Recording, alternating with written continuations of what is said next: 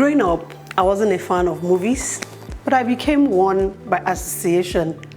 Yeah, I think you can guess my kind of movie. I love to watch romantic movies with very interesting storyline, some elements of suspense that you can get me to watch a movie with you. And that is one of the reasons why I'm starting my show with my love story. And I'm sure you want to listen to my love story and know exactly what I have to say when it comes to my love story. So I'd like you to be part of this. Stay with me as I welcome you to my show. This is my channel. My name is Abosede Fadipe. This is Bouncing Back with B.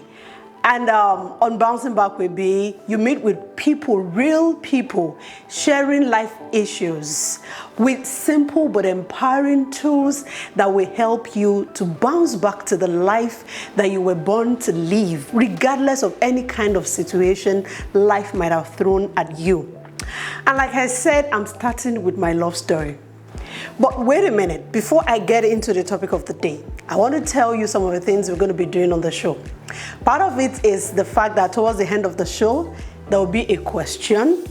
And the moment you can answer the question, I would just like you to get into the comment section, write down your question there, and the Bouncing Back team will check out for the winner because we have a very special gift for you. It's going to be like that on every episode, but for the episode of today, you need to listen in from the beginning to the end so that you get to know what the response will be to the question. Then you stand to win a gift from us. Now, wherever you are in the world, it's a promise. You will definitely get the gift from us. Yes, we will definitely send you your gift wherever you are in any part of the world. So here we are.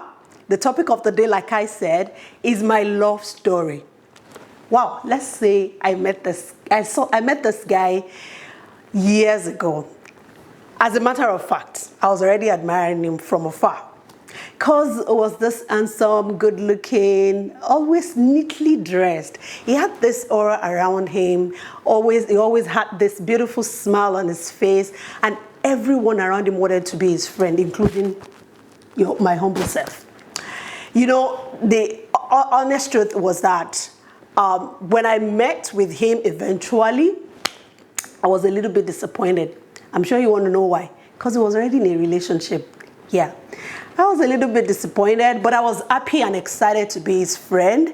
Then we took it further. I became his prodigy. So we had this mentor-prodigy relationship, and I learned a lot from him.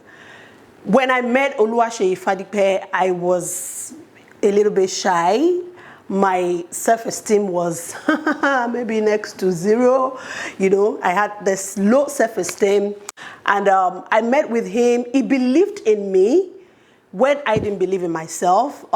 He saw me when almost nobody saw me. And he encouraged me to develop myself. And he pushed me to start expressing myself because he saw a lot in me that I could work on and that I could give back to people in order to serve my world better. So, to cut the long story short, down the line, Sheyi's relationship at that time got broken. Please, I had nothing to do with it. And I'm as innocent as can be. And honestly, I have living witnesses, people that can actually tell you that I was innocent. I had nothing to do with the relationship ending at the moment where it ended. However, that kind of made us to get a little bit closer. We were still friends. Then, along the line, Sheyi asked me out. Okay, I don't know. Did we fall in love? Then he asked me out. Did we fall in love and we started dating? I don't know which one came first. We're not talking about relationship today, as a matter of fact. But what came before the other? Is it that we started dating, then we fell in love? Or we fell in love, then we started dating? There was one before the other. But it was a beautiful relationship, a very beautiful one. All this girlfriend-boyfriend kind of relationship. He graduated before me, then he used to come to school with gifts, He really took care of me while we were dating. Then when I finished school, then in 2004, I said, yes, I do. We got married, and it was a beautiful marriage.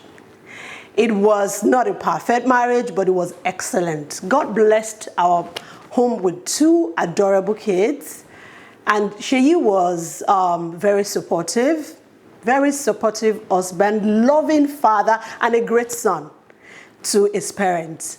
And he was a husband, I'm sure, he was such a man that almost everybody would love to have in their corner. So I tried a lot of things out, and I had Sheyi's support. I was out there doing my thing. I had the privilege of speaking in so many places. I wrote a book. I had a show on TV. And you know the funniest thing, this man was always supporting me. Never felt intimidated by whatever achievement I had, little achievement I had then, but he was always encouraging me. Then some years down the line, he fell ill and he passed on. It was very traumatic for me. It was very painful. I shut down on everything, almost everything I was doing. Yeah, I need to say this. I was angry with God. I was angry with people, and I was angry with myself. I'll tell you 2 reasons why this was traumatic for me. We were hoping that Sheyi would recover. We were hoping that he would beat the sickness, but he didn't. He passed on. So as a result of that hope, we didn't get to say proper goodbyes. So that was really hurting for me. And the second reason why it was traumatic was I was right there by his bedside when he passed on. So those 2 things made it very traumatic and painful for me. So I shut down on a lot of things, like I said. I was angry with people, angry with God, and even angry with myself that I couldn't help him when he was about to breathe his last breath. So I got to some point. I'm sure the question you're asking right now is, how come you are in this place talking about all of these things and it's no longer a trigger for you? And you are actually working on bouncing back regardless of the painful event of losing someone that's special. And that is the essence of the show. That's the main reason why I'm starting this show, because I know there are people out there that need to hear how I was able to move from that state to where I am today. And as a matter of fact, this show, my love story, is actually a form of, it's like a tribute. I'm dedicating it actually to 2 people. The first person I'm dedicating this to is my late husband. Like I said, he saw me when nobody did. He gave me all of the encouragement that I needed to stand on my own and be the best I could be in my life. So I owe a lot to him. So today, I am dedicating this first episode to him.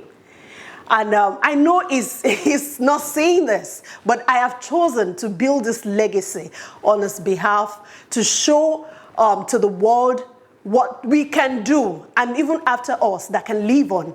So that goes to him first. And the second person I am dedicating this to is you. You that you are passing through some tough time now. Maybe you lost someone. Maybe you have even thought of giving up on life. Maybe things have been so challenging. You've gone through so many painful experiences and you don't see yourself living the kind of life you desire. You know you are living below your potential. You out there, this is also being dedicated to you. It's a form of tribute to you to let you know that you are able, you can do it. You can bounce back exactly the way I'm bouncing back. And how come I'm here today? There's one major thing.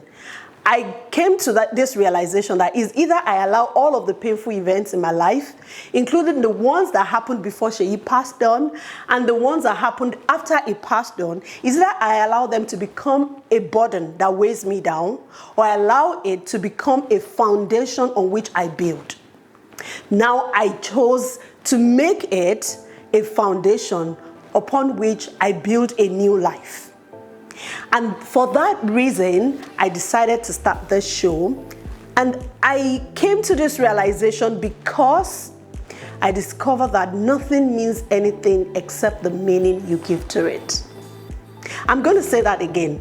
Nothing means anything except the meaning you give to it. The moment my interpretation of all of this event that was initially, all of this event that were initially generating anger in me, generating sadness, depression, the moment my interpretation of all of these events changed, my outlook to life changed. And I bet you that can also be your experience. Your outlook to life can change if you choose, one, to make what used to be a burden a foundation on which you can build. Then secondly, to change the meaning you've attached to those events. I could have interpreted Shei's passing as the end of my life.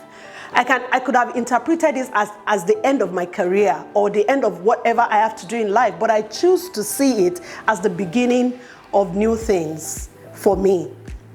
And that is why I have chosen to bounce back into the life that I was born to live. And that can also be your experience. Now, to the question of the day, I've said a lot of things. For those of you, and I think this will have a lot to do with the fastest finger in the house. My question to you is, what is my kind of movie? What kind of movie do I love to watch? So get into the comment section, put in your response, and if we pick you, when I say we, I'm referring to the Bouncing Back team. If we pick you as the winner, then trust me, wherever you are in the world, you get a gift from us. What am I leaving you with? Remember, bounce back daily. Bye.